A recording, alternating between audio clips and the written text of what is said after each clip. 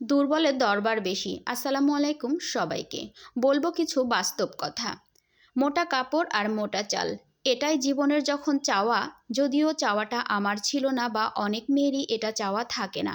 পরিস্থিতিতে আমাদের অনেক মেয়েদেরকেই কিন্তু এগুলো মেনে নিতে হয়, তো সেখানে আমিও মেনে নিয়েছি আলহামদুলিল্লাহ। যেহেতু মেনে নিয়েছি তাই আমার বিচার দরবার সালিশ এগুলোও বেশি হয়।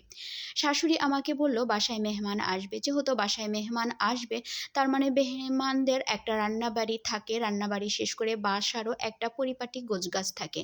তো যাই হোক, সব কাজগুলো আমি শেষ করতে করতে বাসায় মেহমান যেহেতু চলে আসলো, মেহমানগুলোকে নিয়ে যে আমি আমার শাশুড়ির ঘরে বসতে দিলাম। বসতে দিয়ে আমি চলে আসলাম যে মেহমানরা শাশুড়ির সাথে ফ্রি হোক, আমি একটু পরে যাই তাদের চা নাস্তা কী লাগে সেগুলো দেখব। আচ্ছা, একটু পরে যখন সেখানে গেলাম, যাই দেখি ওরে বাবা, আমাকে নিয়ে প্রচণ্ড দরবার সালিশ চলছে। যেহেতু কথাগুলো কানে আসলো তাই আমি আবার সেখান থেকে চলে আসলাম। আসার পরে আমাকে আবারও ডাকা হলো, কি বৌমা তুমি শাশুড়ির খেদমত করছো না? শাশুড়ি তো তোমার নামে অনেক অভিযোগ দিয়েছে, এই জন্য আমাদেরকে মাঝে মধ্যে ডেকে নিয়ে আসতে হচ্ছে। আর তোমার দরবার করার জন্য কেন বারবার আসতে হচ্ছে বলো? তুমি সব কিছু দখল করে নিচ্ছ, সব কিছু দখল করে খাচ্ছ, এই হচ্ছে কথা। কথা হলো যে আমার স্বামীর যেহেতু ইনকাম কম, আমার স্বামীর বাড়িতে থাকি না, সেখানে আমার দরবার সালিশটা কিন্তু একটু বেশিই হবে, কারণ বাড়িটা আমার শ্বশুরের। সেই হিসেবে আমার শাশুড়ির অধিকার তো অবশ্যই বেশি।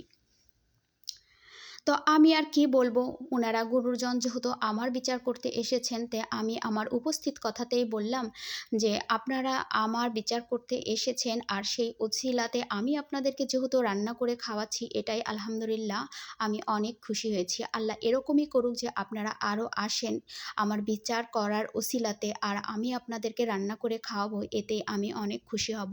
তবু আপনাদের সাথে যে আমার দেখা হবে, আপনাদের খেদমত করতে পারবো, এটাই আলহামদুলিল্লাহ।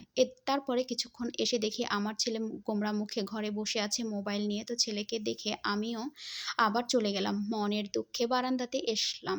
বারান্দাতে এসে আমার মনটা অনেক খারাপ লাগছে, অনেক চাপা কান্না, একরাশ কান্না নিয়ে আকাশের দিকে তাকিয়ে ভাবছি জীবনে কি চাইলাম আর কি পেলাম, যেটার জন্য আমরা মেয়েরা কিন্তু একদমই প্রস্তুত থাকি না। বাস্তব জীবন বা এই সংসারে এসে আমরা মেয়েরা প্রস্তুত হয়ে যাই এবং বাস্তবতায় আমাদেরকে প্রস্তুত করে তোলে। তো এই ছিল আমার কিছু গল্প, যেটা আপনাদের সাথে শেয়ার করলাম। তো বন্ধুরা সবাই ভালো থাকবেন, সুস্থ থাকবেন। সবাইকে আল্লাহ হাফেজ।